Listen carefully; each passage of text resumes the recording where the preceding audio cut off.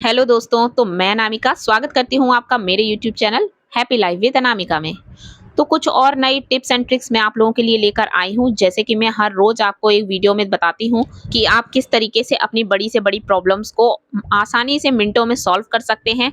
बस थोड़ा सा सोचना है, थोड़ा सा दिमाग लगाना है और बस काम हमारा हो गया। तो चलिए फ्रेंड्स, वीडियो स्टार्ट करने से पहले जिन लोगों ने मेरे चैनल को अभी तक सब्सक्राइब नहीं किया है वो मेरे चैनल को सब्सक्राइब कर ले। तो चलिए फ्रेंड्स, वीडियो स्टार्ट करते हैं। तो आज की हमारी पहली ट्रिक है इस हनी को लेकर, हनी शहद। तो हम लोगों के घर में, मोस्टली मेरे घर में, मेरी बेटी जो है वो हनी दूध में डालकर खाती है। और जब भी हम हनी को इस तरीके से, शहद को निकालते हैं, तो जब हम इसको चम्मच में से इस तरीके से निकालते हैं तो जो चम्मच में हनी जो होता है वो लगा रह जाता है। तो पूरी तरीके से इस चम्मच में से शहद जो है वो पूरा साफ नहीं होता है। और हम क्या करते हैं, शहद को यूज करते हैं और इस चम्मच को इसी तरीके से सिंक में डाल देते हैं धुलने के लिए। तो इससे हमारा शहद भी बर्बाद हो जाता है। और नहीं तो हमें इस तरीके से उंगली से पूरे शहद को पोंछकर डिब्बे में वापस डालना होता है। तो एक चम्मच शहद लेने के बाद हमें कितनी ही मेहनत करनी पड़ती है इस चम्मच को साफ करने के लिए। पर अब एक इजी सी ट्रिक से आपकी स्पून बिल्कुल भी गंदी नहीं होगी। तो हमें क्या करना है, जब भी आप शहद निकालें उससे पहले अपनी चम्मच पर अच्छे से कोई घी, ऑयल वगैरह कुछ भी लगा लें। तो अगर आप वैसे, तो कोशिश करें कि आप इसमें शुद्ध घी ही लगाएं, प्योर घी जो होता है वो। उसके बाद आप इसमें से शहद निकालिए और जब आप शहद अपने दूध में डालेंगे तो ये देखिए, चम्मच एकदम से पूरी बिल्कुल साफ हो गई है, बिल्कुल भी उसमें शहद लगा हुआ नहीं रहेगा। तो अब ना ही शहद निकालने की झंझट है, ना ही चम्मच को बार बार अच्छे से साफ करने की जरूरत है। और आपका शहद बिल्कुल भी बर्बाद नहीं होगा। देखिए, चम्मच बिल्कुल ही साफ निकली है। तो फ्रेंड्स, आई होप आपको ये ट्रिक पसंद आई हो। अब जब भी शहद निकाले इस ट्रिक का जरूर इस्तेमाल करें। तो चलिए फ्रेंड्स, बढ़ते हैं अपनी नेक्स्ट ट्रिक की तरफ। अभी कुछ दिन पहले मैंने वीडियो में आपको बताया था कि स्टील के बर्तन में से हम स्टिकर कैसे निकालेंगे। तो आज हम निकालेंगे इस प्लास्टिक की डिब्बी में से स्टिकर। तो ये मेरी पॉन्ड्स की क्रीम की डिब्बी है। मेरे पास इस तरीके की बहुत सारी डिब्बी हैं जो खाली हो जाती हैं, तो मैं इनका यूज अपने ही ड्रेसिंग में कुछ ना कुछ रखने के लिए करती हूँ। तो प्लास्टिक के किसी भी सामान में जो स्टिकर लगे रहते हैं उनको आप हेयर ड्रायर की मदद से आसानी से निकाल सकते हैं। कई बार क्या होता है, हम स्टिकर निकालते हैं तो उसमें जो स्टिकर में ग्लू लगा रहता है, जो गम लगा रहता है जिससे वो चिपका होता है, वो पूरा डिब्बी में लगा रहता है। और धीरे धीरे क्या होता है, वो ग्लू हमारे हाथों में चिपकता है और जहां पर वो स्टिकर लगा होता है वो वाला एरिया पूरा हमारे हाथ लगते लगते काला पड़ जाता है। या तो हम उसको बहुत अच्छे से साफ करें। पर अब इस इजी सी ट्रिक से आपको कुछ भी नहीं करना है। आप जब भी स्टिकर निकालें उससे पहले जरा सा हेयर ड्रायर को आप इस पर चला दीजिए और उसके बाद आप स्टिकर निकालें। तो ग्लू जो है वो आपकी डिब्बी में बिल्कुल नहीं रहेगा। किसी भी चीज में अगर स्टिकर लगा हो, डिब्बे में हो, तो इस तरीके से आप स्टिकर बहुत ही आसानी से निकाल सकते हैं। तो देखिए, मैंने इसमें हेयर ड्रायर चलाया है और अब मैं इसका स्टिकर निकालूंगी। वैसे तो ये बहुत ही ज्यादा टाइट लगा रहता है, बहुत ही ज्यादा स्टिकी रहता है। तो जब हम इसको निकालेंगे तो ये बहुत ही आसानी से निकल जाता है। और इस ट्रिक से जब भी आप स्टिकर निकालेंगे तो आपकी जो डिब्बी है वो बिल्कुल भी, देखिए, इस पे बिल्कुल भी ग्लू वगैरह कुछ भी नहीं है, ना ही बिल्कुल स्टिक हो रहा है और एकदम साफ सुथरा सा स्टिकर निकला है। तो इस तरीके से आप प्लास्टिक की किसी भी चीज में से स्टिकर वगैरह निकालना हो तो आप निकाल सकते हैं। तो ये देखिए, मैंने इस तरीके से सारी डिब्बियों में से स्टिकर निकाल रखा है और मैं इसमें अपने जितने भी फेस पैक वगैरह होते हैं उनको स्टोर करके रखती हूँ। और इसी तरीके से ये बॉडी लोशन का भी खाली डब्बा हो गया है, तो मैं इसका कोई ना कोई ऑर्गेनाइजर बना लूंगी और इसका भी स्टिकर मैं इसी तरीके से निकालूंगी। तो देखिए, इसका स्टिकर कितनी सफाई के साथ निकला है। तो फ्रेंड्स, आई होप आपको ये ट्रिक पसंद आई हो। तो चलिए बढ़ते हैं अपनी नेक्स्ट ट्रिक की तरफ। तो दोस्तों, आजकल है गर्मी का मौसम और गर्मी के मौसम में फल वगैरह बहुत ही जल्दी खराब हो जाते हैं। तो मैं जब भी केले लेकर आती हूँ तो एक आध केला बच जाता है मेरा, और अगर इन्हें एक दिन और मैं रख दूं तो ये बिल्कुल इस तरीके से काला पड़ जाता है। तो आपको देखने से ये लग रहा होगा ना, तो ये एकदम बिल्कुल जैसे अब सड़ने वाला है। तो अगर इसको मैं कल यूज करूंगी तो ये पूरी तरीके से खराब हो जाएगा। तो ऐसे में अगर हमें लगे कि कोई फल हमारा खराब होने वाला है तो आप उसका पहले ही यूज कर सकते हैं। अगर आपका आज खाने का मन नहीं है तो आप कोई भी फल हो उसको आप इस तरीके से छील लीजिए, पूरा उसका जो छिलका वगैरह है उसको हटा दीजिए और उस फल को आप छोटे छोटे टुकड़े करके अपने एक किसी भी कंटेनर ले लीजिए, कोई भी एयर टाइट कंटेनर हो, तो उसमें आप फ्रूट को रख के अपने फ्रीजर में स्टोर कर सकते हैं।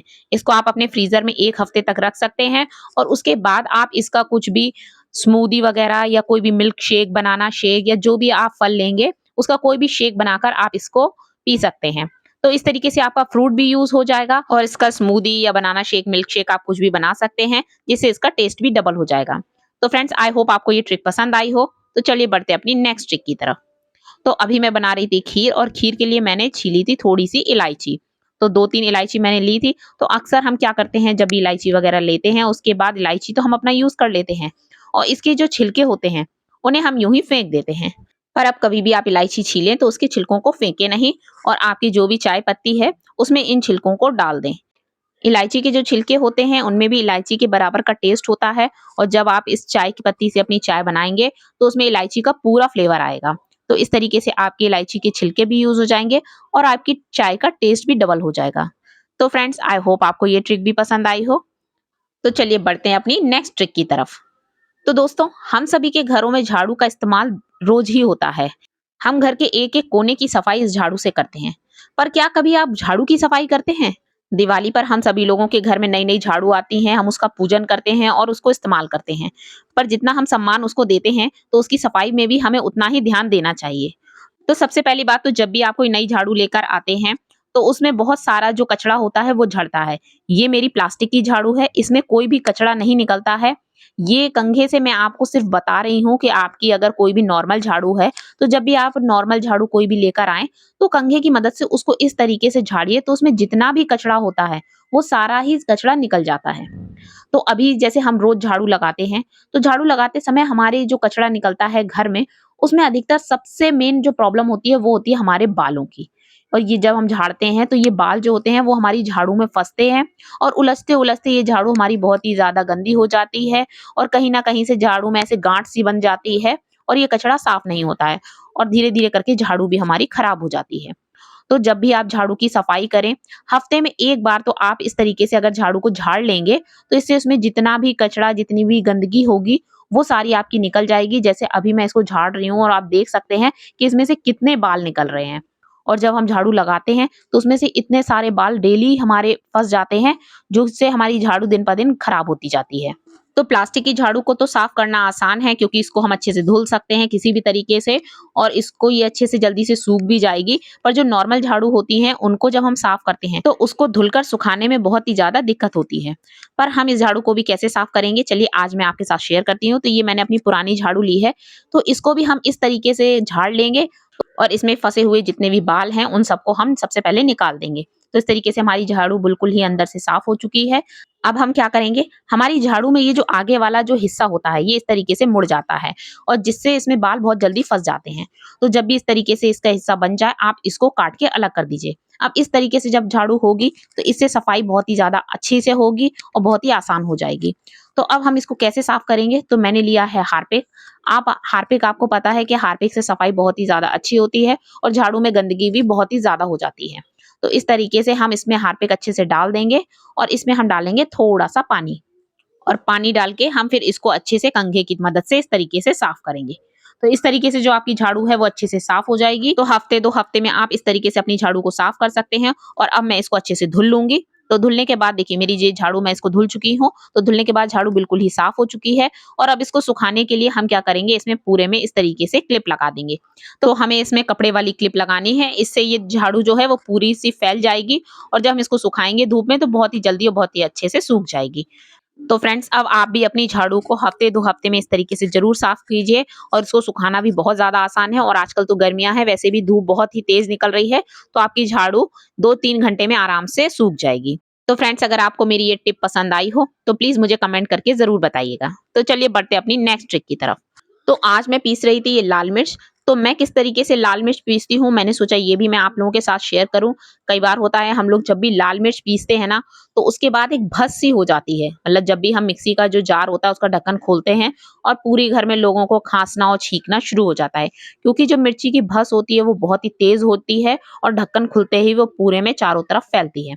तो जब भी मैं मिर्च पीसती हूँ तो मैं क्या करती हूँ, जार में मैंने ये मिर्च ले ली है और अब इसमें मैं डालूंगी थोड़ा सा सरसों का तेल।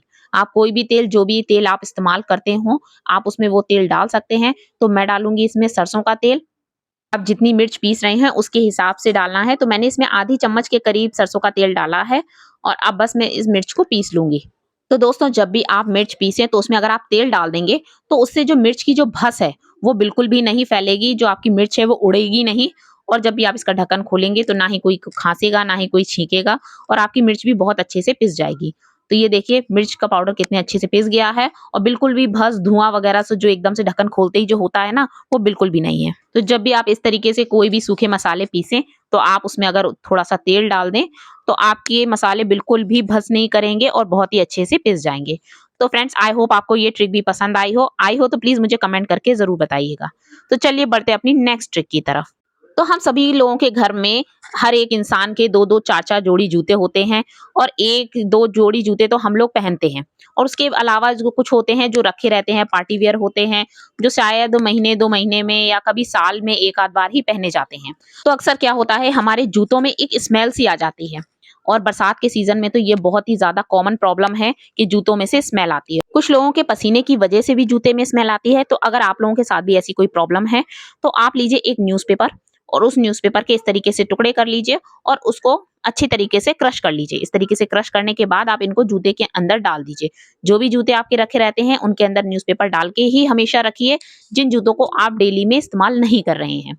तो इस तरीके से जूतों को रखने से पहली बात तो आपके जूतों में से स्मेल नहीं आएगी और दूसरी चीज आपके जो जूते रखे रहते हैं और जिन्हें आप काफी टाइम तक नहीं पहनते हैं उनका धीरे धीरे शेप भी बिगड़ जाता है। जैसे आपने एक जूते के ऊपर कोई दूसरा जूता रख दिया है तो उससे जो नीचे वाला जूता होता है वो दब जाता है जिसके कारण उसका शेप खराब हो जाता है और जब भी हमें उन्हें पहनना होता है तो वो ऊपर से पिचक जाते हैं और जेंट्स के जूतों में मोस्टली इन जूतों में ये प्रॉब्लम बहुत ही ज्यादा कॉमन होती है।